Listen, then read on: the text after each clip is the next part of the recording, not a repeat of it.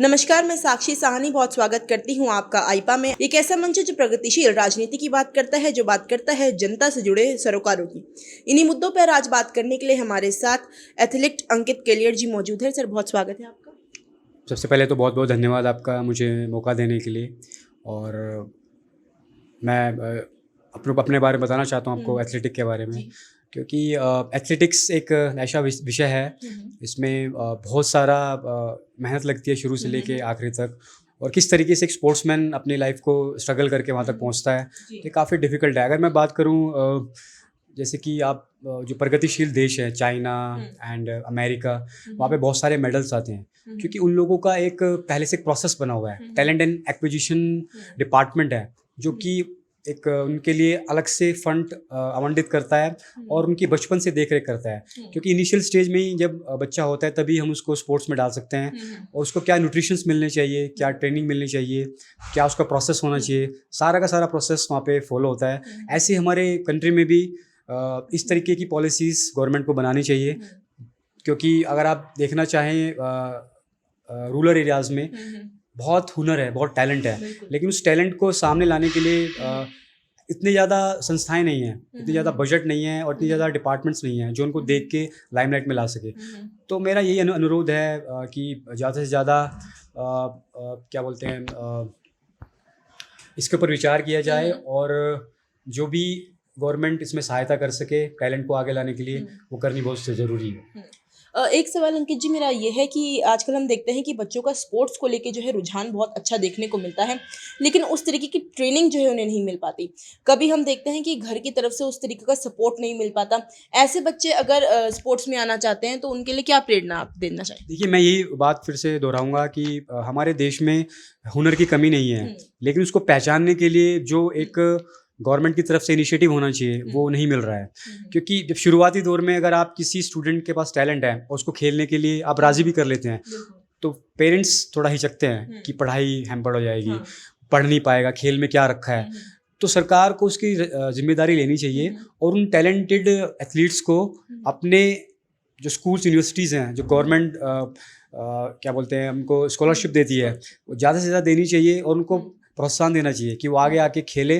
और माता पिता को भी एक पॉजिटिव थॉट्स में रखना चाहिए कि ये बच्चा हम रख रहे हैं तो ये आगे जाके देश के लिए अच्छा करेगा। तो इस तरह की कोई ना कोई पॉलिसीज़ बननी चाहिए, उसी के बेस पे ही हम इसको आगे अच्छे से देख सकते हैं।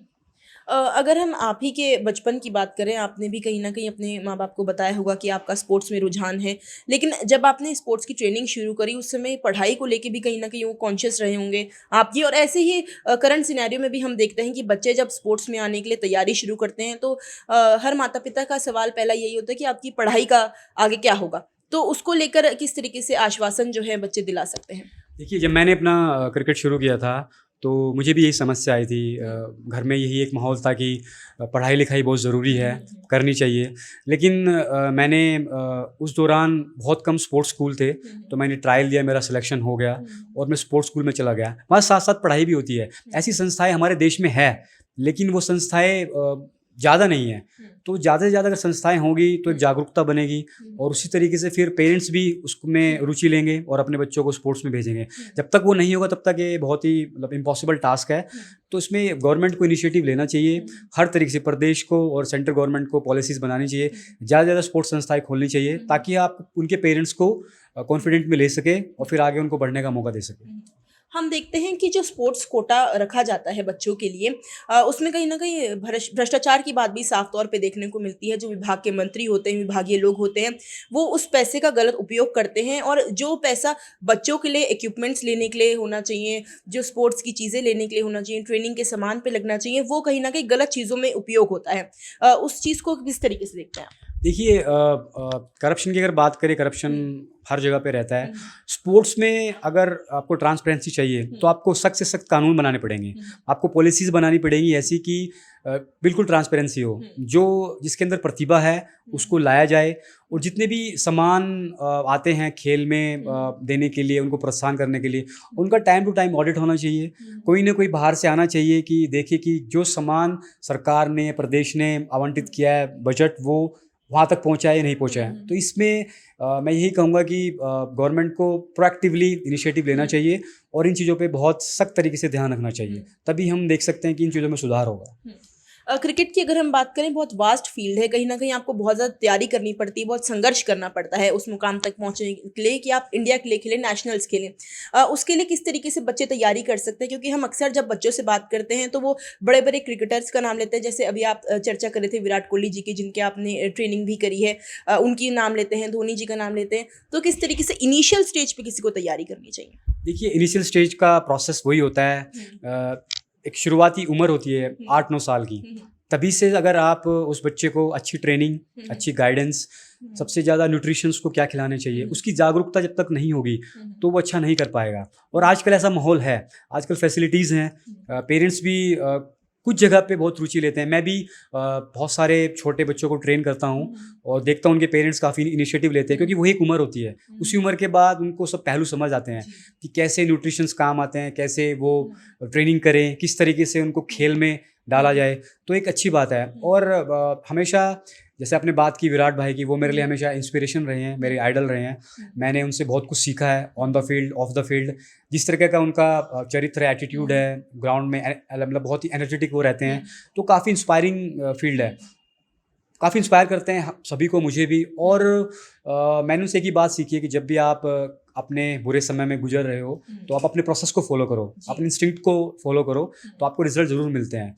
और वही एक छोटे से बड़े स्पोर्ट्समैन को करना चाहिए, जो उनकी इंस्टिंक्ट है उसको फॉलो करना चाहिए। पेरेंट्स का सपोर्ट बहुत ज़रूरी है, अगर वो नहीं होगा तो वो खिलाड़ी आगे नहीं बढ़ पाएगा।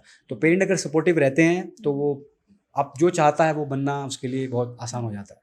विराट कोहली जी की आपने ट्रेनिंग करी है, ट्रेनिंग के दौरान कुछ एक्सपीरियंस जो आप हमसे शेयर करना चाहें, उनकी ट्रेनिंग के दौरान कुछ ऐसी चीज़ें जो अमूमन आप याद करते हैं? मैंने उनको मतलब मेरा उनसे कभी ज़्यादा मिलने का मुझे नहीं मिला मौका। 1-2 कैंप्स मैंने देखे हैं उनके साथ ट्रेनिंग करते हुए, तो उनका बहुत ही स्ट्रिक्ट और शेड्यूल रहता है। वो अपनी फ़िटनेस को बहुत प्राथमिकता देते हैं, ताकि वो एक एज अ कैप्टन एक एग्जाम्पल सेट करना चाहते हैं, जो अगर वो खुद नहीं कर पाएंगे तो दूसरों को कैसे एग्जाम्पल सेट करेंगे।